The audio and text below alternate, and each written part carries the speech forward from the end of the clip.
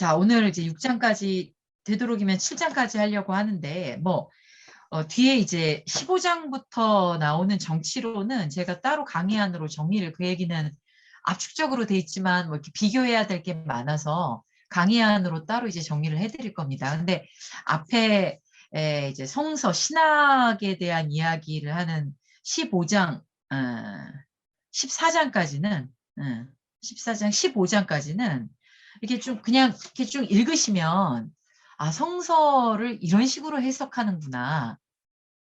이게 신뢰를 좀 봐야 이 스피노자가 뭘 비판하는지를 알 수 있거든요. 그래서 이거는 이해도 많고 막 이렇기 때문에 어떻게 정리를 따로 하는 것보다 직접 읽으시는 게 더 좋다고 생각해서 제가 이렇게 읽으면서 읽기를 권해드리고 읽으면서 이렇게 쭉 하려고 하는 거예요.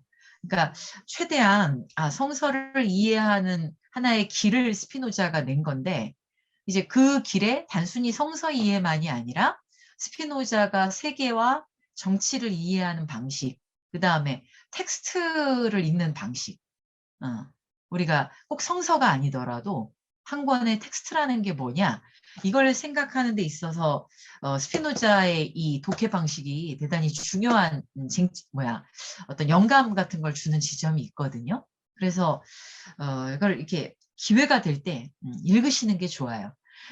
이렇게 막 꾸역꾸역 진도를 따라서 읽지 않으면 우린 한 권의 책도 못 읽습니다. 그러니까 뭔가 이렇게 책을 억지로 따라 읽어야 그 다음에 또 읽게 되지. 좋은 책이 있어. 나중에 읽어야지. 그 나중에가 계속 유예돼서 결국은 아무 책도 못 읽고 죽을 수도 있어요.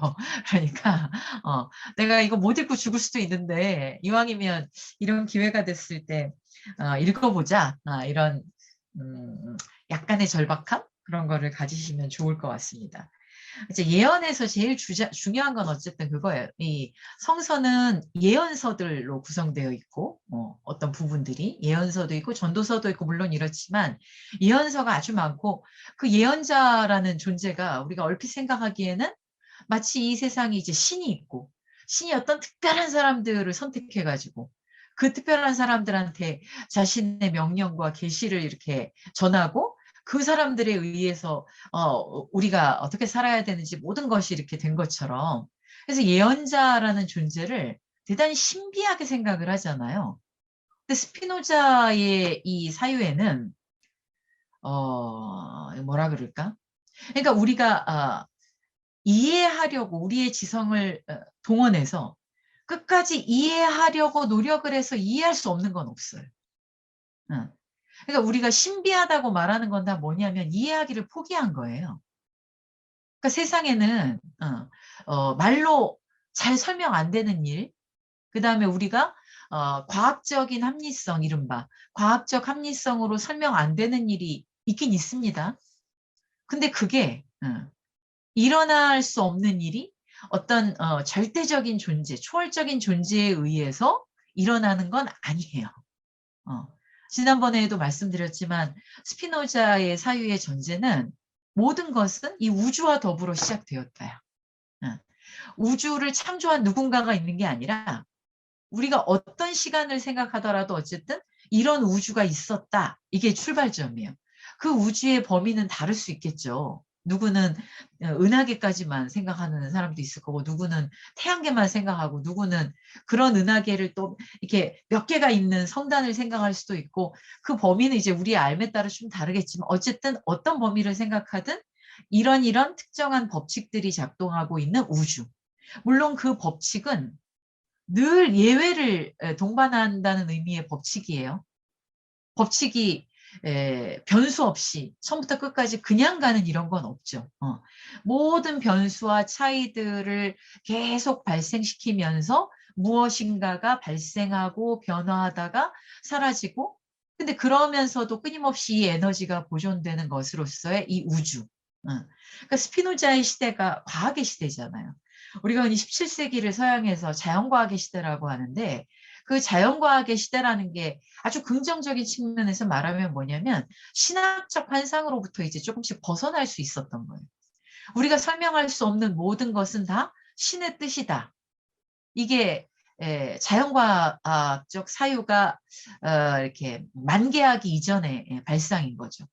그 사람들은 설명할 수 없는 것을 다 신의 뜻으로 이렇게 밀어넣고 그걸 세상에서 일어나는 일들을 죄와 벌, 그다음에 보상 이런 것들로 생각한다는 거죠. 근데 스피노자는 이런 생각에 우리가 묶여 있는 이상 우리는 완벽하게 우리 자신을 해방할 수 없다고 생각하는 사람이에요. 그러니까 우리의 해방은 뭐냐?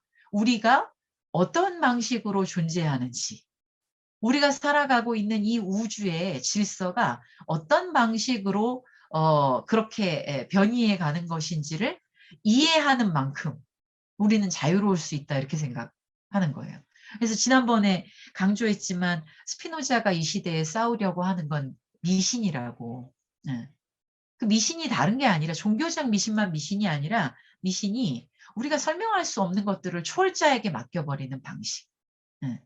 그래서 우리는 우리 자신의 이해할 수 없음, 우리 자신의 어떤 뭐 욕망, 그다음에 우리가 다른 것들과 맺고 있는 관계, 우리가 겪는 사건, 그 모든 것들이 단번에 이해되는 건 아니지 않습니까? 근데 이해되지 않는 것, 예를 들면 죽음도 그냥 이해되는 건 아니죠.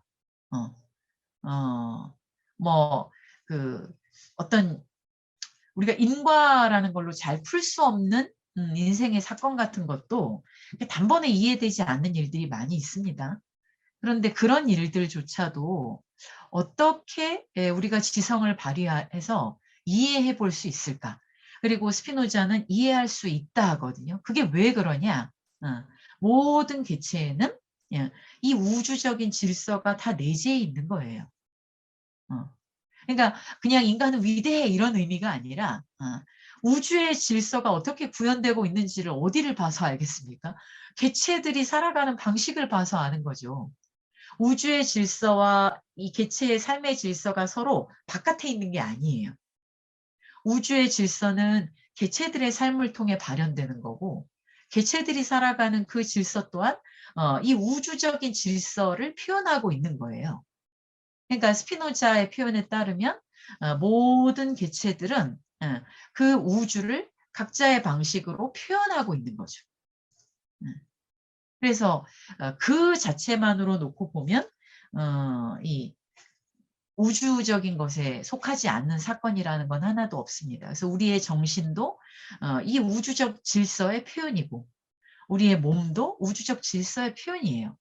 그러니까 스피노자는 죽음에 대해서 특별하게 막 두려워하거나 이럴 필요가 없다고 생각하는 게 죽음도 우리는 이 우주에서 모든 것이 소멸한다는 걸 알지 않습니까? 그럼 우리 자신도 그 우주의 질서를 표현하고 있는 한에서는 죽음이라는 것도 우주의 질서의 한 표현 방식인 거죠. 자, 그래서 몸으로 표현하든 그 정신으로 표현하든 우리 자신은 신의 일종의 자기 표현이라고도 할 수 있어요. 우리 자신이 신의 하나의 표현인 거예요.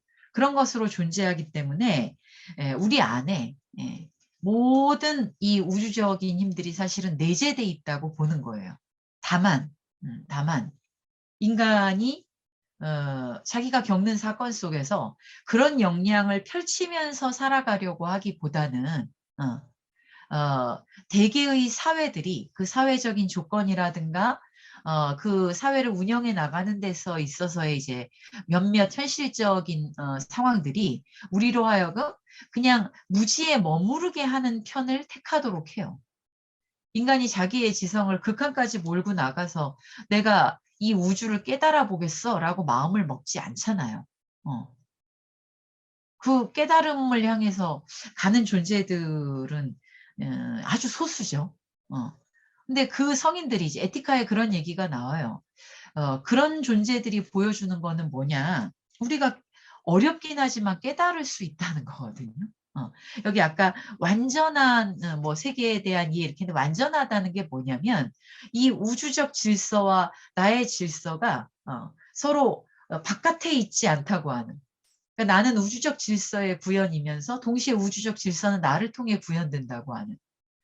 공자님식으로 말하면 내가 욕망하는 대로 하는데 그게 이 우주의 법도에 하나도 어긋남이 없었다라는 단계. 어. 그런 단계에 도달할 수 있다고 보는 거죠. 그래서 스피노자는 어쨌건 당신의 지성을 이용하라. 어쨌든 지성을 통해서 질문하고 그걸 가지고 계속 탐구에 들어가라. 이 지성에 대한 정말 낙관적 전망을 가지고 있는 게 스피노자예요. 다만 그 지성을 이해하는 방식이 대단히 다른 철학자들과 그 동시대의 다른 철학자들은 물론 그 이후로도 철학사의 다른 철학자들과 대단히 다른 거죠. 왜냐하면 우리의 지성의 능력이 우리의 느낌의 능력과 이게 함께 간다고 봤거든요. 그러니까 욕망을 억누르고 지성을 발휘하거나 감정을 억누르고 지성을 발휘하는 게 아니라 우리가 더 이 세상을 깊고 넓게 느낄 수 있는 능력과 이 세상을 더 많은 관점에서 이해할 수 있는 지적 능력은 같이 나란히 동시에 간다고 생각했던 사람이에요. 이제 그게 에티카에서 아주 그 많은 부분에 걸쳐서 설명이 되고 있는 건데 아무튼 이 신학 정치론도 그 전제 속에서 쓰여진 겁니다. 그래서 완전하다는 건 다른 게 아니에요. 무슨 완전하다는 표상이 어디 있는 게 아니라 어떻게 나의 삶이 이 우주적인 삶에 부합하도록 살아갈 것인가. 그게 이제 스피노자가 목적하는 바입니다. 그리고 그래야 하고 그럴 수 있다는 믿음 속에서 출발하는 거라는 거. 그래서 예언자는 무슨 특별하게 신에 의해 선택된 게 아니라 이들이 다른 게 있다면 상상의 능력이 워낙 뛰어나요. 이거 쉽게 말하면 대단히 예민해. 이 세상을 느끼는 방식. 그 다음에 이 세상의 어떤 남들이 그렇게 별로 주목하지 않거나 아주 심드렁하게 무관심하거나 별로 주목하지 않으려고 하는 거에 대해서 이 예언자들은 그걸 대단히 민감하게 느낄 수 있는 능력을 가지고 있기 때문에 남들한테 들리지 않는 소리가 들리는 거예요. 남들한테 보이지 않는 게 보이는 거예요. 그리고 그걸 듣고 봤기 때문에 이제 예언자들은 그것을 또 이제 또 하나의 조건이 뭐냐? 사람들한테 그걸 잘 전달하는 표상 능력이 뛰어난 사람들인 거예요. 이게 예언자다. 그래서 이런 존재가 고대 사회에는 주로 샤먼이었고 글쎄 지금 사회에는 그런 존재가 좀 철학자일 수도 있다고 생각해요. 스피노자는 예언자를 철학자랑 결코 동일하게 보지 않지만 지금 우리 시대에 그런 존재가 누굴까라고 생각하면 어쨌든 성각자들 있잖아요. 성각자들. 그런 존재일 수 있죠. 이 세상에 대해서 이 세상이 이렇게 가면 안 된다. 이 세상의 중생의 아픔을 누구보다도 그거를 잘 느끼면서 이제 그것들에 대해서 뭔가 이렇게 메시아적인 메시지를 전달하는 그런 성각자들도 있죠. 아무튼 성경의 예언자라는 존재가 어떤 존재인가? 그건 이런 방식으로 이해할 수 있는 존재다. 예언이란 무엇인가? 그런 민감한 어떤 심신의 소유자들이 자신의 표상 능력을 통해서 사람들에게 자기가 보고 먼저 느낀 어떤 조짐, 아직 현실적으로 일어나지 않았지만 현실적으로 일어나려고 하는 조짐들을 읽어내고 사람들한테 알리는 자다. 이거를 성서에서 이해해야 된다. 그 다음에 3장에 나오는 건 뭐냐면 이 헤브라인들이 가지고 있는 선민의식에 대한 거예요. 근데 여기도 매 장에 되게 중요한 얘기가 나왔다 그랬죠. 그 앞에 3장의 맨 앞부분을 저희가 읽었었잖아요. 신이 그러니까 모든 사람들의 행복은 뭐냐? 선을 누리는 거야. 좋음을 누리는 거예요. 스피노자에게 선은 외부에서 주어진 게 아니라 내가 나의 기쁨을 더 많은 사람들과 함께 할 수 있는 역량, 이게 선이에요. 그러니까 도덕 법칙으로서의 선하고는 좀 다른데 그 기쁨을 누릴 수 있는 능력, 이게 행복이에요. 근데 그 기쁨이라는 게 이것도 이제 스피노자의 그 에티카에서 증명되는 이야기인데 내가 행복하려 그러면 내 옆에 있는 사람들이 다 불행해서 쓰러지고 나만 행복하는 거는 이건 논리적으로 말이 안 돼요. 내가 잘 먹고 잘 살려고 그래도 내가 잘 먹고 잘 사는 이것들을 마련해 주는 누군가가 건강하게 일을 해줘야 되는 거죠. 내가 잘 먹고 잘 좋은 양질의 음식을 먹으려고 그래도 뭐 햇빛이 어떤 음식을 식물들을 잘 길러내줘야 되는 것도 필요하죠. 그거를 누군가가 또 농부가 잘 가꿔야 되고 그걸 잘 생산을 해서 유통을 해야 내가 좋아하는 음식을 또 잘 먹는 거 아닙니까? 그러니까 인간이 자기가 어떤 행복을 누리고자 할 때 다른 게 불행한 채로 나만 행복한 일은 논리적으로 있을 수가 없어요. 어, 이럴 수 있다고 생각하는 건 망상이에요. 그거는 우리의 관계 질서에 대한 몰이해예요. 조금만 생각해도 내가 잘 살려면 나를 잘 살도록 하는 그 많은 존재들이 다 잘 살아야 되는구나를 알 수밖에 없어. 만물이 다 얽혀 있잖아요. 그렇기 때문에 우리가 행복하려고 하는데 다른 걸 배제하고 자기 혼자만 기쁨을 누린다? 이거는 말이 안 된다. 어, 이 얘기를 했던 거죠. 그래서 그 51페이지에 한 8줄 이름이 인간의 진정한 행복과 축복은 바로 그렇기 때문에 어떤 것을 자기가 욕망하는 걸 누리는 거에 앞서서 우리가 어떻게 존재하고 어떻게 다른 것들과 관계하는가라는 거를 먼저 알아야 돼요. 그래서 행복하기 위해서조차 우리는 우리 자신과 관계의 질서와 이 우주의 질서에 대해서 뭔가 이 지혜를 먼저 가져야 돼. 그게 없으면 그냥 자기 탐욕밖에 없는 거죠. 자기 탐욕을 쫓는 거는 그리고 타인의 행복을 짓밟는 것 속에서 이루어질 때 결국은 어떤 지점까지는 남의 행복을 짓밟고 자기의 탐욕을 성취할 수 있을지 몰라도 궁극적으로는 타인들의 불행이 결국 자기에게 자기가 원하는 것마저도 누리지 못하는 방식으로 돌아옵니다. 그래서 뭘 알아야 되냐? 지혜. 지혜와 참된 인식이라는 게 여기서 스피노자가 말하는 참된 인식이라는 건 에티카 들으신 분들은 아시겠지만 적합한 인식. 적합한 인식이라는 건 뭐냐? 어떤 것을 사건이 됐든 사물이 됐든 더 많은 실제 속에서 즉 더 많은 다양한 관점 속에서 바라볼 수 있는 능력. 그럴수록 적합해요. 그러니까 마치 피카소 같은 입체파 화가들이 사물을 바라볼 때 정면에서 바라보는 건 그거는 사물을 진짜 진실로 바라볼 수 있는 게 아니다. 우리가 사람 하나를 바라보기 위해서도 정면에서도 바라봐야 되고 뒷면에서도 바라봐야 되고 뭐 왼쪽 오른쪽 위아래 온갖 각도를 달리해서 더 많이 바라볼 수 있으면 있을수록 그 사물의 진실에 접근하는 거예요. 그 결과 그린 그림이 우리가 일반적으로 알고 있는 익숙한 정면상하고 너무 다르죠. 근데 진실이란 건 원래 그런 거예요. 우리가 이렇게 너무 익숙하게 알고 있는 대로 진실은 존재하지 않아요. 근데 어떤 것이 적합한 어떤 것에 대해서 적합한 인식을 갖는다는 건 마치 피카소가 그린 그 큐비즘적인 그림처럼 이 우리가 겪는 사건이나 사물들을 인식해 갈수록 더 적합해져요. 그러니까 참된 인식이라고 하는 건 하나의 참에 입각한 인식이 아닙니다. 네. 그리고 지혜라는 건 결국은 이 우주의 관계 질서에 대한 알미예요. 스피노자에게. 그걸 알아야 어떻게 자기의 행복을 위해 다른 사람의 행복과 나란히 가야 하는 거를 저절로 알게 돼요. 그래서 출발은 자기가 행복해지고자 하는 거예요. 모든 존재는. 내가 행복해지고 싶다예요. 그런데 내가 행복해지고 싶다가 이런 지혜와 참된 인식을 전제로 할 때만 자기 행복만이라는 어떤 이 무지와 탐욕이 아니라 다른 사람들과 함께 어떻게 기쁨을 누릴 것인가를 향해서 갈 수밖에 없다.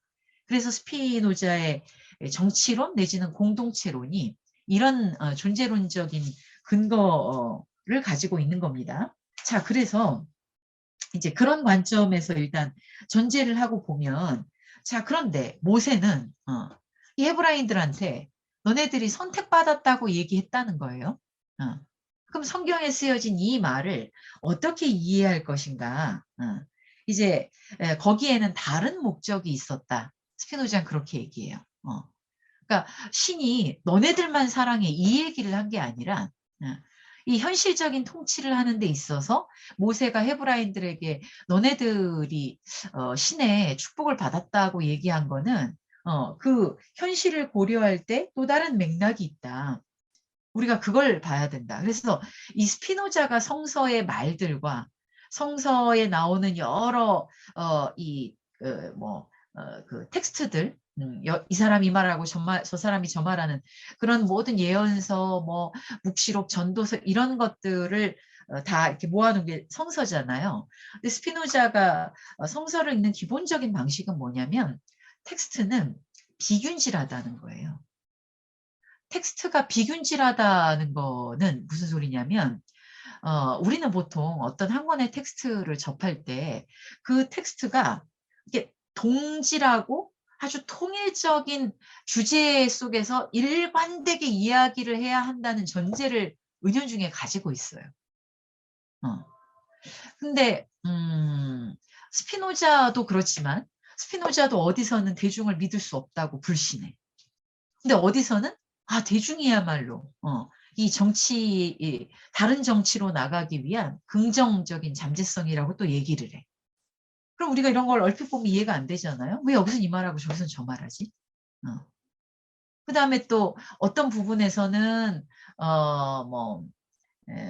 정서에 대해서도 이게 우리가 그냥 이렇게 쭉 보기에 처음부터 끝까지 같은 언어를 가지고 똑같은 말을 반복하지 않아요. 이걸 설명할 땐 이렇게 얘기하고 저걸 설명할 땐 저렇게 얘기한다고. 심지어 부처님의 설법도 그렇죠. 좀 근기가 낮은 애들이 오면 해주는 이야기와 근기가 높은 애들한테 해주는 얘기는 달라요. 근기가 높은 애들한테는 그냥 다 공하다 이렇게 얘기해줘도 오해 안 해요. 그런데 근기가 낮은 애들한테는 공하다 이렇게 얘기하면 그 말을 또 다르게 받아들이거든요. 그러니까 근기가 낮은 애들한테는 있다고 얘기해요. 근기가 높은 애들한테는 없다고 얘기하기도 해요. 그러니까 부처님은 여기선 있다 그러고 여기선 없다 그러고. 그러니까 이 84,000 법문이 통일이 안 돼요. 그래서 그걸 가지고 부처님 돌아가시고 나서 온갖 파가 나뉜 거 아닙니까? 원래 그런 거예요. 공자님의 말씀은 뭐 똑같습니까? 논어만 하더라도 그게 균질적인가요? 인에 대해서 똑같이 물어봐도 이 사람한테는 이 얘기하고 저 사람한테는 저 얘기하죠. 그게 어떨 때는 약간 좀 모순되는 것 같기도 해, 심지어. 그래서 원래 텍스트라고 하는 거는 그런 더군다나 무슨 어록이라든가 법문이라든가 성서만 하더라도 예언자들이 이게 저자가 한 사람이 어떤 하나의 의도를 가지고 쓴 게 아니잖아요. 그리고 한 사람이 하나의 의도를 가지고 썼다고 하더라도 이 여러 군데에서 이 사유의 어떤 충돌, 모순 이런 것들이 고스란히 보입니다. 왜냐하면 우리의 텍스트라고 하는 건 우리의 사유가 진행되어가는 과정의 산물인 거지. 어떤 사람이 자기 생각을 완결 지은 다음에 책을 쓰는 게 아니거든요. 그래서 모든 책은 비균질적이에요. 어떤 의미에서. 비균질적일수록 사실은 그 텍스트의 모순 속에서 이 사람의 사유가 어떻게 진행돼 가고 그 모순의 여기에서 여기로 가는 요 과정에서 이 사람이 뭘 고민했는가 오히려 훨씬 더 깊이 있게 이 철학자의 사유 과정 속으로 우리가 들어갈 수 있게 하죠. 그 스피노자도 마찬가지예요. 스피노자도 신학적 에티카만 하더라도 앞에 어조와 뒤에 어조가 다르거든요. 근데 스피노자는 자기 텍스트도 그럴 뿐만 아니라 성서라는 텍스트를 그렇게 완결되지 않은 텍스트로 봤어요. 스피노자가 비판하는 게 완결된 텍스트에 대한 환상이에요. 어떤 것은 완결된 채로 존재하지 않아요. 우리의 사유도 사유해 나가면서 사유 자체가 계속 진화해요. 변이한다는 거죠. 텍스트도 텍스트를 써나가면서 이 사람이 뭘 겪느냐에 따라서 쓰다 보면 또 생각이 바뀌기도 하잖아요. 우리도 글 써보면. 쓰다 보니 내가 새롭게 모르는 게 생기기도 하잖아요. 그래서 막상 쓰다 보면 쓴다는 과정 자체가 우리의 사유가 계속 변이해 나가는 과정이기도 하고 우리 자신이 우리 자신 글을 쓰면서 또 내 자신과 이렇게 대화를 하는 과정이기도 하거든요. 성서는 오죽하겠습니까? 근데 지금까지의 성서 해석자들은 성서에서 일관된 의미를 끌어내고자 했거든. 일관된 신의 의미. 성서에는 모순이 있으면 안 되는 거야. 성서가 신성하고 완전하고 이걸 누구도 부정할 수 없는 거는 이게 일관되고 완전하기 때문이야. 이걸 전제하고 시작을 하는 거예요. 스피노자는 그거야말로 환상이라고 생각을 합니다. 그래서 뭘 그러니까 중시해야 되느냐? 여기의 말과 저기의 말이 모순되는 건 너무 당연하다. 그러면 이거를 이해하기 위해서 맥락을 또 다르게 이렇게 저렇게 따져봐야 되고, 문화학적인 히브리어라는 말은 어떤 특징을 가지고 있는가도 따져봐야 되고, 그게 모순적이고 통일되지 않기 때문에 해석을 할 수 있는 여러 길들이 생겨나는 거거든요. 그래서 이 모세의 말도 마찬가지예요. 모세의 말의 맥락을 찾아라. 다른 데에서 그다음에 이 텍스트를 이해하려면 텍스트의 외부 이 시대에 모세가 살았던 막 그 헤브리인들이 이집트에서 쫓겨나가지고 떠돌아다닐 때 그 역사적 상황이 어떠했는지도 고려해야 되고 그걸 이해한 만큼 이 말의 맥락을 알 수 있다는 거예요. 그래서 63페이지에 보시면 이제 내가 모세는 왜 그러면 선택받았다라는 말을 했는가 이 말을 어떻게 이해해야 되는가 그 전에 이제 여기서도 또 에티카에서 얘기한 것들을 좀 길게 풀어놓는 신에 대한 이해가 나옵니다. 자, 신의 지시 두 번째 줄에 나오죠. 외적 및 내적 원조, 신의 부르심, 마지막으로 운명 이런 말들을 어떻게 이해해야 되는지를 내가 설명하겠다. 일단 신의 지시란 뭐냐? 이렇게 성서를 보면 신이 뭘 지시했다 이런 표현이 나오는데 그건 다른 게 아니라 자연의 질서다. 왜냐하면 만사는 자연의 원리에 따라 일어나기 때문에 그러니까 성서에서 신이 뭘 지시했다는 건 인간적인 신이 나타나가지고 이걸 이래라 저래라. 신은 왕이 아니에요.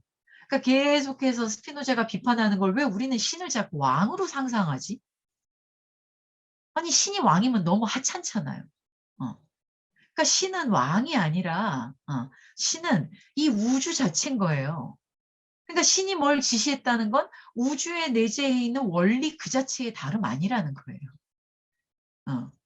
그러니까 여기에 이 성서의 말을 이해 못하는 건 신에 대한 인간의 편견인 거지 성서 자체가 뭘 잘못 쓴 게 아니야.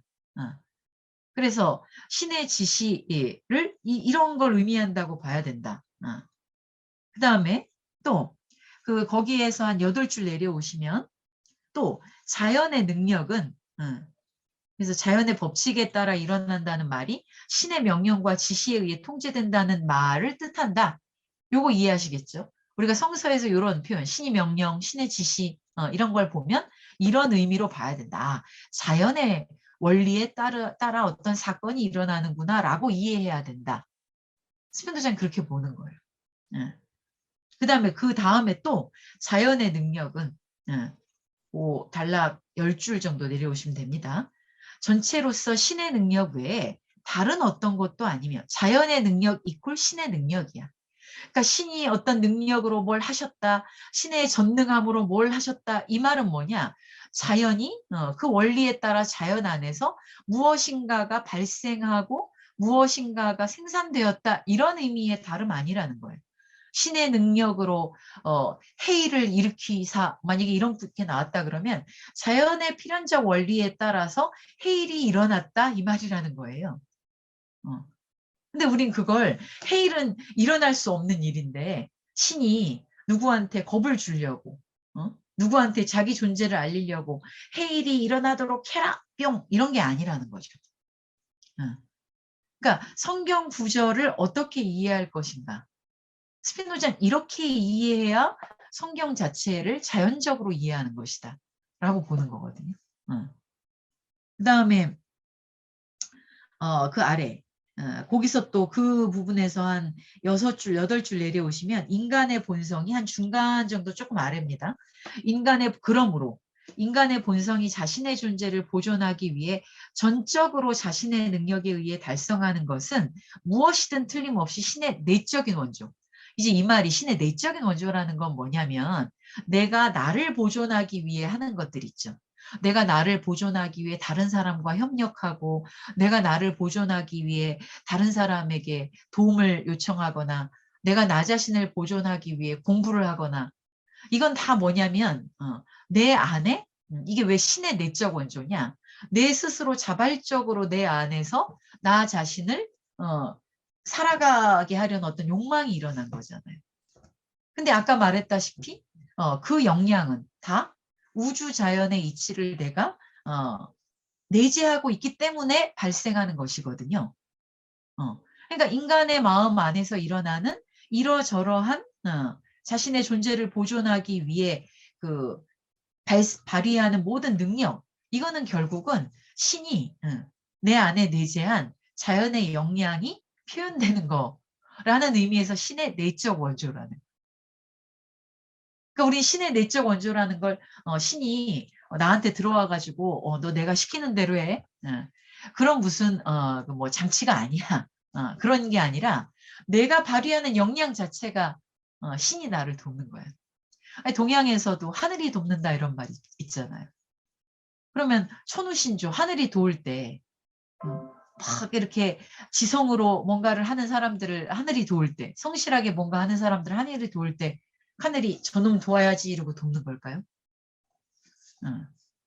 하늘이 돕는 건 결국 자기가 자기를 돕는 거예요. 자기 스스로가 자기를 돕는 거. 이게 하늘이 돕는 거거든요. 표현이 그런 거죠. 그러니까 나는 아무것도 안 하고 있는데 하늘이 따로 내 바깥에 있어가지고 너 도와줄게 이러는 게 아닌 것처럼 신이 내적으로 도와준다라는 것도 내가 나 자신을 보호하기 위해 발휘하는 역량 자체가 신의 역량이에요. 아시겠죠? 그 다음에 외적 원조는 뭐야? 외적인 원인들의 능력으로부터 인간의 이익을 위해 발생하는 거. 내가 역량을 발휘하지 않았는데 옆에 사람들이 으쌰으쌰 해가지고 막 그 해서 나에게도 그 이익이 돌아올 때. 그러니까 내 주변에 있는 사람들이 막 뭔가를 해서 내가 별로 한 것도 없는데 내가 덕을 봐가지고 거저 먹는 것들도 있잖아. 운 좋게. 그런 것들은 여기 지금 얘기한 대로 외적인 원인들의 능력으로부터 나 아닌 다른 것들의 능력으로부터 근데 인간이 거기서 이익을 얻어. 그럼 다 외적인 원조지. 그러니까 이를테면 어떤 민족이 되게 좋은 자연 환경에 살아. 그게 외적 원조죠. 어떤 민족이 열악한 환경 안에서도 아주 성실하고 아주 지혜롭게 그 환경을 이렇게 저렇게 좋은 방식으로 개선해 나가면서 그 환경 안에서도 이렇게 잘 살았다. 그럼 그 신의 내적 원조인 거야. 그렇죠. 근데 어떤 민족들은 너무나 천혜의 자원을 가지고 살아가는 데도 있잖아요. 지역을 보면. 그거는 이 외부의 뭐 자연물들의 영향이기도 하고 그런 것들에 의해서 우리가 거저 증여받는 거 아닙니까? 그러니까 그게 외적 원조인 거예요. 그러니까 신의 외적 원조, 내적 원조를 이런 방식으로 우주 안에서 펼쳐지는 나의 역량, 그다음에 다른 존재의 역량에 의해 내가 받는 이익, 이런 차원으로 이 말을 이해해야 한다. 무조건 스피노자에게 신이라는 건 자연이라고 생각하면 이 말들도 이렇게 이해하면 되는구나. 그러니까 이 말을 이렇게 이해할 수 있느냐라고 어떻게 이렇게 이해할 수 있느냐 그럴 수 없지 않느냐라고 만약에 한다면 그 당시에 많은 성직자들이 그랬죠. 이게 말이 되냐? 너는 지금 우리가 그동안 믿어왔고 신이라는 존재는 이런 건데 넌 지금까지 우리가 믿어온 신을 부정하는 거다. 그 당시 사람한테는 그렇게 스피노자의 말이 받아들여지지 않았겠어요? 그러니까 지금까지 사람들이 관념 속에 구축해오고 믿어 의심치 않았던 왕과도 같은 신개념을 스피노자는 지금 그거 아니야. 그건 무지의 소치야. 이렇게 얘기하는 거잖아. 그러니까 이 뭐야 불경죄로 이 죽음의 위협을 당할 만한 거지. 그러니까 지금 여기 계신 선생님들도 아니 이건 스피노자 해석일 뿐 아니야? 네, 스피노자 해석이에요. 근데 뭐가 문제인 거냐면 그러면 이렇지 않은 것처럼 신을 인격적으로 상상하고 우리가 겪는 이런 것들을 신의 상과 벌이라고 하는 그 관념 속에 있는 것이 우리 자신을 두려움으로부터 해방시켜주고 우리 자신을 더 자유롭게 한다면 그 해석을 따라가시면 돼요. 근데 안 그러거든요. 그 신을 그렇게 상상하는 것 속에서 그거를 계속 밀고 나가면 인간은 결국 두려움에서 벗어나는 게 아니라 두려움에서 벗어나게 해주세요라고 기도하는 것 말고는 할 게 없어요. 근데 스피노자는 두려움에서 벗어나게 해주세요가 아니라 자기 자신을 두려움에서부터 해방되는 존재로 어떻게 만들지? 이게 문제라고. 그러니까 스피노자의 이 해석이 우리에게 어떤 효과를 주느냐, 어디로 데려다 주느냐라고 물으셔야 돼요. 이게 스피노자가 성서를 읽는 또 하나의 방식이기도 해요. 그러니까 제가 지난번에 얘기한 것 같은데 현대의 많은 철학자들이 이제 스피노자가 텍스트를 읽는 그 방식하고 이제 연결되는 게 뭐냐면 어떤 책에 저자가 말하고자 하는 게 뭐냐, 그건 별로 중요하지 않아요. 그 이 텍스트에서 우리가 이 텍스트의 어떤 부분들을 어떤 식으로 해석해서 우리 스스로가 그 해석을 통해서 세계를 좀 더 이해하고 우리 자신의 존재가 좀 더 해방적이고 자유로워질 수 있느냐, 텍스트를 읽은 효과가 뭐냐가 훨씬 더 중요해요. 그래서 들레즈 같은 철학자는 아예 텍스트를 기계라고 얘기하잖아요. 기계. 그러면서 뭐라고 말을 하냐면 모든 텍스트 내지는 텍스트뿐만이 아니라 모든 존재, 인간 존재를 포함해서 모든 것들은 일종의 기계다. 그 기계라는 되게 우리가 받아들이기 힘든 말을 쓰는 이유는 딱 하나예요. 우리가 관계 맺고 있는 관계 맺는 이 세계 속에서 우리는 항상 어떤 관점에서 그 관계를 봐야 되냐면 그것이 나에게 어떻게 작동하는가의 관점에서 봐야 된다. 그게 조금 불편하지만 나를 더 기쁨으로 나아가게 하는 작동인지, 아니면 나한테 되게 다 주는 것 같지만 나를 더 무력하게 하는 작동 방식인지, 내가 텍스트를 읽고 텍스트가 나한테 뭔가 생각하도록 작동하고 있는지, 아니면 텍스트를 읽고 이 사람이 말하는 게 이런 거구나. 그러고 나서 덮고 나면 나한테 아무런 작동을 하지 않는 건지, 작동의 관점에서 봐야 된다는 건데 성서도 그 스피노장 성서를 그렇게 읽은 거예요.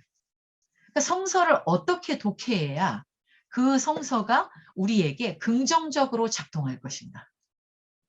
성서를 어떻게 독해하는 것이 우리에게 기쁨이 될 것인가? 이게 스피노자가 텍스트를 읽는 관점이에요. 그러니까 스피노자는 여기 이제 텍스트를 해석한 여러 사람들이 언급이 되는데 그 사람들은 공통적으로 어떻게 질문을 던지냐면 이 성서에서 성서의 저자 내지는 신이 말하고자 하는 바가 무엇인가? 늘 이렇게 읽는 거예요. 그럼 말하고자 하는 바가 무엇인지를 알아냈다고 쳐보세요. 그럼 뭘 해야 되겠어요? 그 말하고자 하는 바를 찾아내서 그대로 따라야 되겠죠. 복종해야 되겠죠. 그 길밖에 없는 거예요. 근데 우리가 우리에게 기쁨이 되는 방식으로 독해를 하라는 거거든요. 아주 독자들에게 능동성을 요구하고 있는 거죠. 스피노자는 성서를 이렇게 자기 해방을 위한 것으로서 텍스트를 활용하는구나. 그걸 보시는 게 대단히 중요합니다. 네. 그래서 이제 나는 이렇게 이해한다예요. 신의 지시란 이런 것이고 신의 내적 원조란 이런 것이고 신의 외적 원조는 이런 것이고 신의 영향을 나는 이렇게 이해한다. 그러면 이런 것으로부터 이제 외적인 원조로 불릴 수 있다고 다음 문장에, 그리고 이것으로부터 역시 신의 선택하심이 그럼 뭔지를 이해할 수 있다. 신이 선택했다는 게 뭐냐. 신이 선택했다는 걸 우쭐해가지고 선민사상을 가지고 있는데 얘네들이 도대체 그게 무슨 말이냐. 자, 쉽게 추론될 수 있다. 왜냐하면 아무도 자연에 예정된 질서, 이게 신의 지시와 명령이라 그랬죠. 이거에 의해서가 아니면 작동할 수 없기 때문에. 그러니까 자연 안에서 일어나지 않는 일은 일어나지 않잖아요. 뭔가가 일어난다는 건 일어날 만한 인과를 가지고 있는 거죠. 그래서 자연의 예정된 질서에 의해서가 아니면 아무것도 일어나지 않아. 그러니까 특별한 일 또는 특별한 생활 방식을 위해 누군가를 만약에 선택했다 그러면 그 선택했던 신의 특별한 부르심에 의해서가 아니면 스스로 생활의 방식을 선택하거나 무엇인가를 달성하는 사람은 아무도 없다는 결론이 내려지기 때문이다. 그러니까 이 말은 무슨 말이지? 뒤에 이거 계속 나오겠지만 신의 선택이라는 거를 굳이 얘기한 거는 이제 이 구절구절에 나오지만 모세가 보기에 헤브라인들은 너무 지적 능력이 떨어져. 노예 생활을 너무 오래 했잖아요. 그래서 기본적으로 지적 능력이 떨어지는 데다가 그러니까 뭔가를 알려주면 자기 스스로 이해하려고 하지 않아. 어? 어. 그래서 어떻게 그 사람들이 이해할 수 있는 방식으로 지금 앞으로 나아가게 해야 되거든요. 내가 얘네들을 데리고 이 봉숭아학당보다 더 못한 애들을 데리고 지금 탈출을 해서 뭔가를 좀 살아봐야 되는데 얘네들의 이해 수준이 너무 저급해. 그러니까 얘들아, 자, 너네들은 지금 어떻게 된 사람들이란다. 너네들은 어떻게 여기에서 지금 존재한단다. 이거를 그들이 이해할 수 있는 방식으로 얘기를 해줘야 얘네들이 움직이는 거예요. 그런 맥락이 있었다는 얘기를 하고 있는 거거든요. 그러니까 신의 부르심은 진짜로 신이라는 인격적 존재가 너네들은 내가 구원해줄게 일로 와 이 말이 아니라 지금 읽은 문장이 그거예요. 이게 이런 특별한 특별한 생활 방식을 위해 한 사람을 선택했던 신의 특별한 부르심 이런 걸로 논리를 조직하지 않으면 자기 스스로 아무것도 할 수 없는 자들 한테 이게 먹히는 거예요. 그러니까 자 네가 이걸 이렇게 해라가 아니라 자 너는 신이 선택했어. 그러니까 잘해봐. 그럼 이제 그 힘에 의해서라도 우쭐해가지고 나가는 거지. 그런 얘기. 그러니까 이걸 듣는 헤브라이인들이 얼마나 기분 나빴겠어요.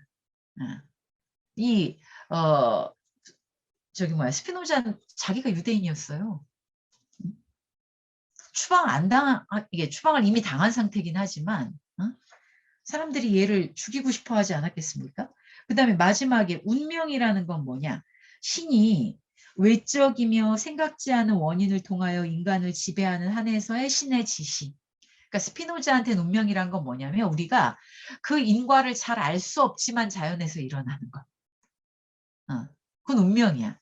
그러니까 우리도 약간 그런 어법이 있지 않아요? 내가 왜 열심히 했는데 망했는지 이게 우리 논리로는 도저히 설명이 안 되잖아. 근데 그럴 때, 망할 때가 됐으니까 망하는 거구나. 그거를 따져서 이렇게 이해할 수는 없지만, 내가 운때가 이렇구나. 이렇게 이해하잖아. 그러니까 내가 완벽하게 이해할 수는 없지만, 어쨌든 자연 안에서 일어나게 되어 있는 어떤 일. 그건 거야. 그런 걸 나는 운명이라고 이해한다. 그러니까 어쨌든 이야기는 뭐냐면 이 우주 안에서는 어떤 일도 자연에서 일어날 수 없는 일이 일어나진 않는다는 거예요. 이걸 전제해야만 이제 뒤에 이 선민사상 처럼 모세가 말했던 맥락을 이해할 수 있다. 그래서 거기 보세요. 64페이지 보시면 인간이 요구할 만한 가치가 있는 거 세 가지야. 첫 번째, 두 번째, 세 번째 이게 있어요. 이게 이제 첫 번째가 가장 뭐라 그럴까 고차원적인 거지. 사물을 그것의 최초의 원인이라고 할 때 이 최초의 원인은 딴 게 아니라 전체 우주의 질서를 말합니다. 모든 것은 만물이 연결되어 있고 모든 것이 불교식으로 말하면 연기하고 있는 그 관계론적 세계 속에서 생겨난 것이다. 인간이 그걸 다 볼 수는 없지만 인간이 알아낼 수 있는 것이 전부는 아니잖아요. 근데 모르기도 하겠지만 어쨌든 우주 안에서 그런 우주의 질서에 의해서 무언가가 일어난 거지. 그 우주의 질서 바깥에 우리한테 억하심정을 가지고 있는 존재가 따로 있는 건 아니에요. 그래서 어떤 사물들을 동양식으로 말하면 이 우주적 질서, 이것 속에서 인식할 수 있는 거. 이게 최고의 인식 단계입니다. 그 다음에 이제 두 번째는 조금 더 현실적이라고 해야 되나? 두 번째는 뭐냐? 수동적 감정을 정복하는 거. 슬프다, 기쁘다, 슬픔과 기쁨에 또 이렇게 종류에 묶일 수 있는 에티카에 보면 이제 그것들이 쫙 3부에 나옵니다. 어쨌든 슬프다는 거는 뭐냐면 외부 대상에 의한 나의 역량의 떨어짐. 수동적인 정서로서의 기쁨은 뭐냐면 외부 대상을 원인으로 하는 좋음이야. 근데 이거는 왜 수동적이냐면 외부 대상이 사라지면 여전히 그거는 좋음이 나쁨으로 바뀌잖아요.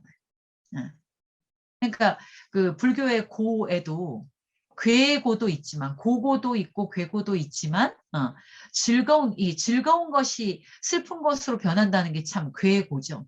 그러니까 고고 정말 슬퍼서 슬픈 것도 있지만 좋은 것이기 때문에 슬픔으로 변해버리잖아요. 그게 괴고잖아요. 괴고. 스피노자도 지금 그 얘기하는 거예요. 그러니까 수동적인 감정이라는 건 다 뭐냐면 원인을 외부에 가지고 있는 감정. 그거는 외부의 그 원인에 따라서 내 마음이 요동치게 돼 있어요. 이걸 극복하는 거. 그래서 외부의 조건이 나쁘게 되든 좋게 되든 내가 덤덤하게 평정심을 유지할 수 있게 되는 거. 이게 또 인간이 바라는 욕구할 만한 가치가 있는 거야. 자, 그 다음에 이제 세 번째는 뭐냐? 이거는 그러니까 1, 2, 3번은 사실 연동돼 있는 거예요. 3번은 그 다음에 인간이 1번, 2번을 추구하기 위해서조차도 뭐 그 근본적으로 깔려야 되는 것일 수 있는데 아무튼 대부분의 인간들이 1번, 2번은 원하지 않아. 그거는. 근데 뭐는 원해? 그래도 3번은 원하죠. 안전한 삶을 사는 거. 건강하게 사는 거. 이건 다 원하지 않습니까? 이것도 욕구할 만한 거예요. 자, 그런데 여기 나오잖아요. 첫 번째, 두 번째는 이거는 이제 본성 자체의 범위고 이거는 인간 본성의 법칙에 의거해야 돼. 그러니까 우리가 우리의 본성을 이해하는 것부터 시작해서 우리의 지성을 발휘하지 않고선 1번, 2번은 도달이 안 돼. 그런데 이제 세 번째 문제. 안전 및 거기 뭐 1, 2, 3 나온 다음에 6줄 내려가시면 됩니다. 안전 및 신체의 복지의 달성을 위해 기여하는 수단들은 그건 우리가 막 인간 본성을 하고 지성을 발휘하지 않고도 바랄 수 있는 거죠. 그렇죠? 국가를 만들거나 뭐 이러면 되잖아요. 그래서 이거는 다 우리가 모르는 외부 원인의 작용에 주로 의지해. 그래서 우리가 별로 노력하지 않았는데 이렇게 자연재해가 막 극심하지 않은 어떤 그 땅에 살고 있으면 그런 거에 의지하잖아요, 우리가. 근데 우리가 이런 방식으로 사는 게 그렇지 않은 곳도 있는데, 우리는 이런 자연적인 그 조건이 그렇게 인간의 생존을 위협하지 않는 곳에서 살고 있구나라고 생각하는 거를, 이제 외부의 원인의 작용에 주로 의지하기 때문에 뭐라고 하냐면 그런 걸 운명의 선물이라고 보통 생각을 해요. 내가 잘 타고 태어났어. 이렇게 생각하는 거 있잖아요. 내가 선택하지 않았는데 그냥 외부에서 주어지는 거잖아요. 이걸 선물이라고 생각해. 그래서 이런 문제에 관해서는 바보와 현명한 사람은 행복 불행에 대해서 별로 다르지 않아. 그렇잖아요. 그런 운명의 선물을 갖는 게 뭐 바보만 갖고 현명한 사람은 안 갖고 이런 게 아니죠. 그런데 몇 줄 내려와서 보면 근데 이렇게 그럼에도 불구하고 이 사람과 짐승들에 의한 위해를 피하고 안정을 달성하기 위해서 인간들이 인위적인 무언가를 하죠. 그게 국가를 만드는 거죠. 사회를 만드는 거죠. 우리가 타고난 게 있어가지고 좀 덜 위협을 받긴 하지만 그래도 여전히 위협은 사라지지 않잖아. 다른 사람들이 나를 해칠지도 모른다. 동물들이 해칠지도 모른다. 그래서 우리한테는 뭐가 필요하냐면 이제 나중에 사회계약론하고도 연관되지만 인간은 동물이 하지 않은 거. 사회를 조직해. 사회를 조직하죠. 그래서 그 아래에서 한 지금 10줄 올라가시면 됩니다. 하지만 한 사회를 조직하고 보존하기 위해서는 고도의 역량과 경계가 필요하고 이제 그렇게 됐을 때 안전한 사회가 마련돼요. 그러니까 우리가 어떤 사회를 마련한다고 하는 거는 뭐냐면 사람들이 그 사회를 조직하고 보존하기 위해서 아주 그 자신들의 이 공동체에 대해서 이성적으로 생각하고 그래야 되거든요. 그것들을 견고하게 보존할 수 있으면 있을수록 운명에 대해서 덜 의존적이 되죠. 그러니까 운명은 누구한테나 그렇게 주어지는 거야. 좀 더 좋은 환경, 좀 더 나쁜 환경, 이런 것들은 무작위야. 근데 사회를 구성하게 되면 그 사회가 어떠냐에 따라서 설령 자연 조건이 되게 안 좋아도 안전을 유지할 수가 있는 사회를 만들 수 있죠. 인간은 그렇게 해서 이 자연 안에서도 뭔가 일관된 삶을, 안전한 삶을 유지할 수 있었던 거 아닙니까? 동물들보단 직접적인 자연의 환경의 피해를 덜 받으면서. 자, 그런데 이러한 자질이 부족한 사람들로 구성된 사회. 그러니까 우리한테 이래서 사회가 필요하구나. 사회를 유지하려 그러면 어떤 식의 룰들이 필요하구나. 여기에 이 사회를 이렇게 안전하게 가져가기 위해서는 우리가 생각에 대해서는 어떤 태도를 지녀야 되고 뭐 이렇게 지적으로 생각하는 사람들이 많은 사회도 있지만 그렇지 않은 사회가 있잖아요. 그렇지 않은 사회, 그런 자질들이 부족한 사람들로 구성된 사회는 더 운명에 크게 의존하고 덜 안정적이야. 이게 이제 쉬운 말로 하면 늘 사회가 불안하다는 얘기예요. 사회가 불안해서 불안하다니까 스피노자가 보기에 사회가 불안하다는 건 딴 게 아니에요. 무슨 그 환경이 안 좋다거나, 뭐 사회에 뭐 비판 세력이 많다거나 이런 의미가 아니라 지적인 해결책을 스스로 궁구해내지 못하는 자들이 사회 구성원의 대부분을 차지하는 사회. 이게 스피노자가 보기엔 불안정한 사회예요. 스피노자가 생각하기에 가장 건강하고 안정된 사회는 누군가의 생각을 억누르지 않는 사회예요. 이제 이거 나중에 15장의 결론으로 나올 거예요. 근데 그런 식의 지적인 공존을 하지 못하는, 이렇게 지적인 공존을 하려 그러면 자기 스스로가 이 관계에 대해서 어느 정도 인식을 해야 되거든요. 근데 그런 지력이 없는 사회는 늘 서로를 의심해. 그래서 이 자기네들의 약속과 존재를 믿는 게 아니라 계속 운명에 더 의지를 많이 해요. 외부적인 조건에 더 의지를 많이 하게 돼요. 이렇다. 그리고 그럼에도 불구하고 후자가 이 뒤에 부족한 사람들로 구성된 사회가 상당 동안 견뎌낸다면 그거는 다른 이유가 있는 거다. 다른 어떤 원인이 있는 거다.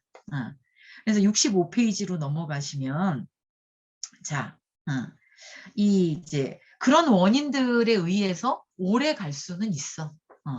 그러니까 우리도 그렇잖아. 우리도 야, 쟤는 어떻게 저러고도 저렇게 안 넘어지고 잘 살까 싶은 애들도 있잖아요.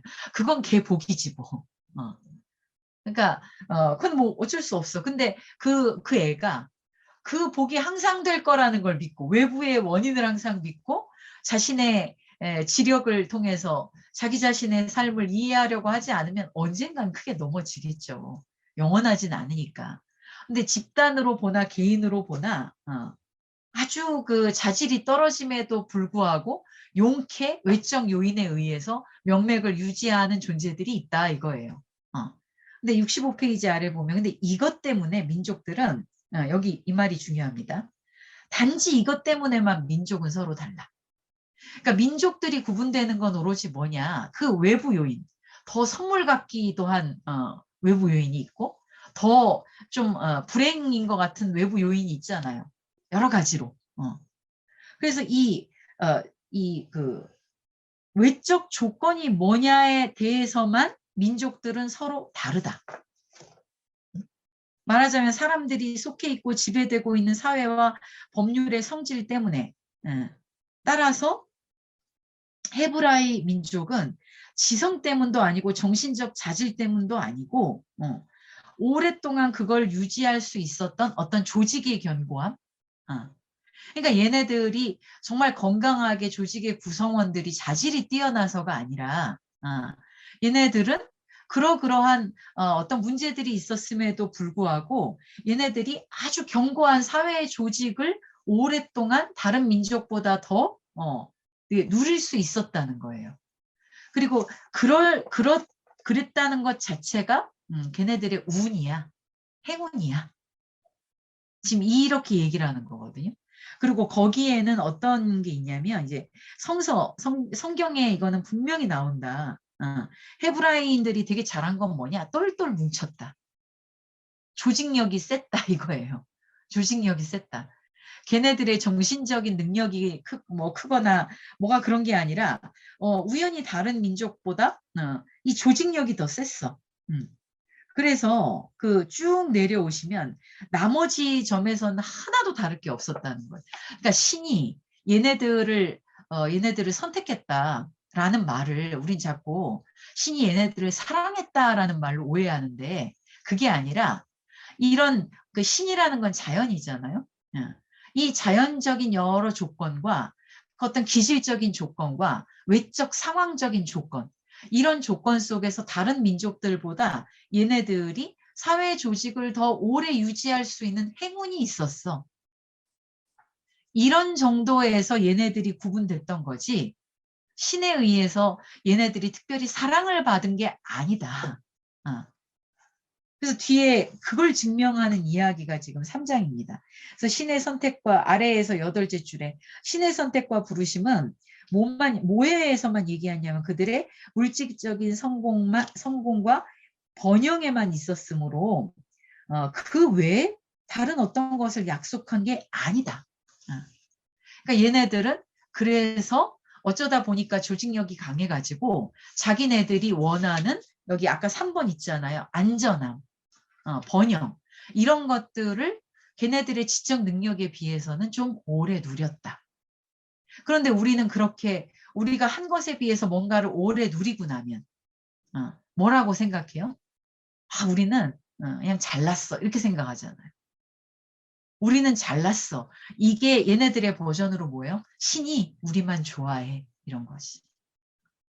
자기네들이 이런 특수한 몇 개의 조건 속에서 조금 운이 좋았구나라고 생각하는 게 아니야. 우리가 잘났어. 그리고 우리가 잘난 건 왜 잘난 거야? 신이 우리를 잘나게 했어. 신이 우리만 예뻐했어. 이렇게 착각을 하는 거지. 그거는 너네들의 착각이다. 지금 3장의 이야기는 그겁니다. 그래서 뒤에 쭉 넘겨보시면 72페이지에 72페이지에 세 번째 줄에 보세요. 모세가 이방인들에게 신의 출현을 주기 싫어했다는 것이나 감히 신에게 그와 같은 청원을 했을 것이라는 건 말이 안 된다. 아니 어떻게 신에게 우리만 좋은 거 주세요라고 이것 자체가 부조리한 거예요. 사실은 모세가 여기 이제 그 5번째 줄에 자기 민족의 성질과 완고한 정신을 알아차렸을 때 그러니까 모세가 일종의 그 부족을 이끄는 왕으로서 얘네들이 정말 무지하다는 거를 모세는 알아요. 말도 오지게 안 듣는다는 것도 알아. 그 성경을 읽어보시면 그런 게 나오지. 맨날 이게 이게 조금만 방심하면 미신에 사로잡히고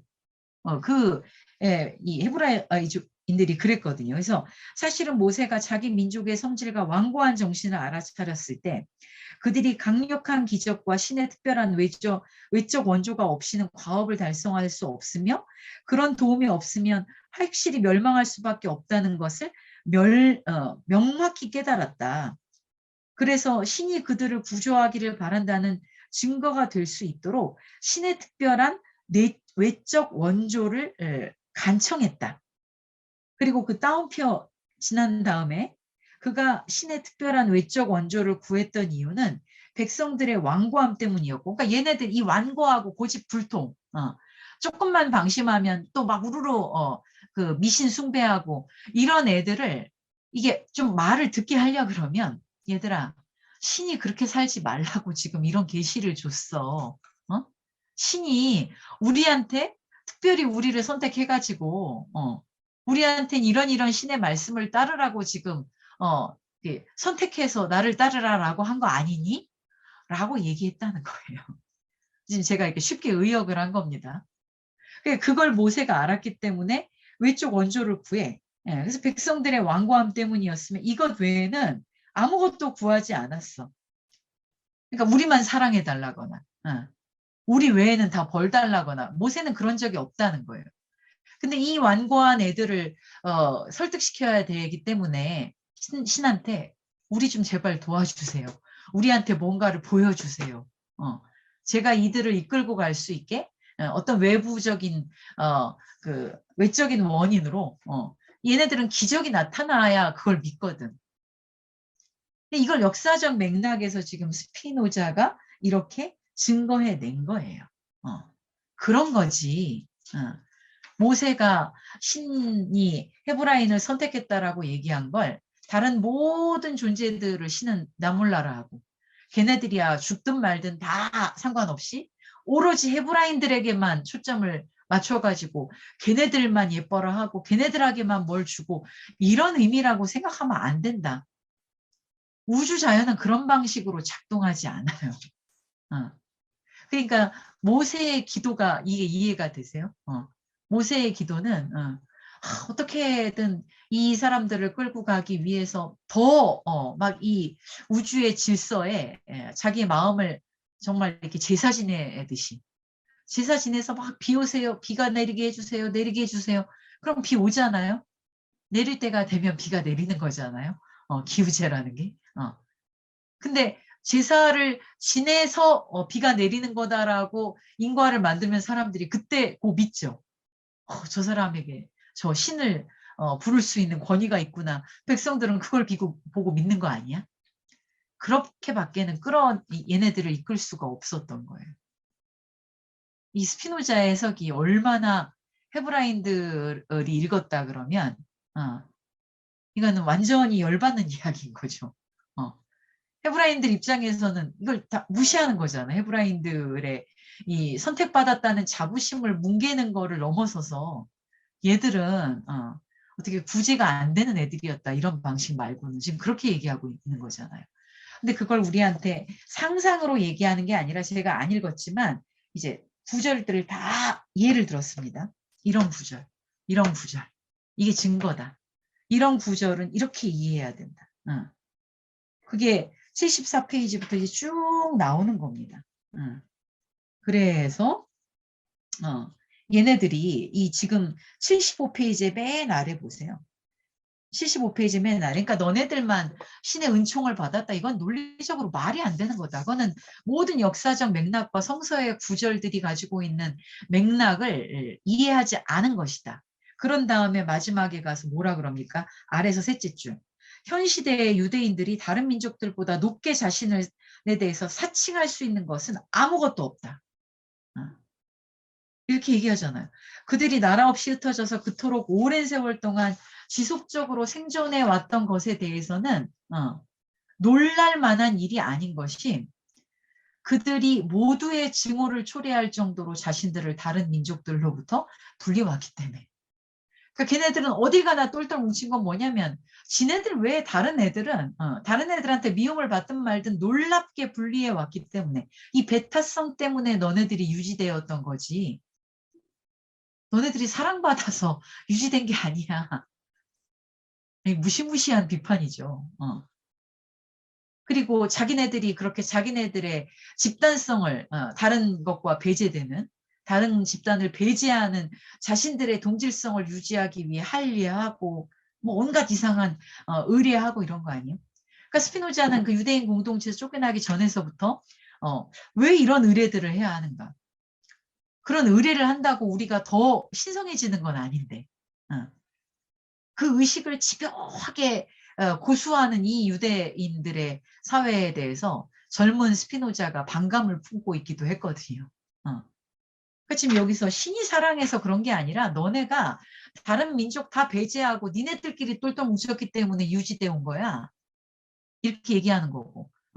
그리고 그 쫓겨난 유대인들이 헤브라인들이 그런 방식으로 모세를 따라서 국가의 번영을 유지하고 그나마라도 살 수 있었던 거는 모세가 너네들의 수준을 인지해서 이런 방식으로 정말 진심을 다해 제사를 지냈기 때문이야. 간청했기 때문에 이제 그 간청에 대해서 아다리가 딱 맞아가지고 어떤 뭔가 기적이라고 이렇게 막 사람들이 믿어 의심치 않나. 근데 뒤에 나오지만 사람들은 그것이 기적이기 때문에 믿는 게 아니고요. 자기가 기적이라고 보면 기적이 되는 거예요. 어? 우린 다 우리가 보고 싶은 대로 보고 믿고 싶은 대로 믿거든요. 그러니까 얘들아, 신이 우리를 사랑한다면 이런 일이 일어날 거야, 이런 일이 일어날 거야. 일어날 때까지 간청해 보세요. 그럼 일어나잖아요, 언젠가는. 거봐, 신이 우리를 사랑하는 거지. 이렇게 되는 것 뿐이에요. 어. 이 선민사상을 어떻게 깼는가 논파됐죠. 네. 그걸 더 자세히 이제 그걸 가지고 읽어보시면 됩니다. 네. 그 다음에 이제 뒤에 기적과 신성한 법칙은 이게 하나의 또 맥락인 건데, 요거 좀 쉬었다가 오겠습니다.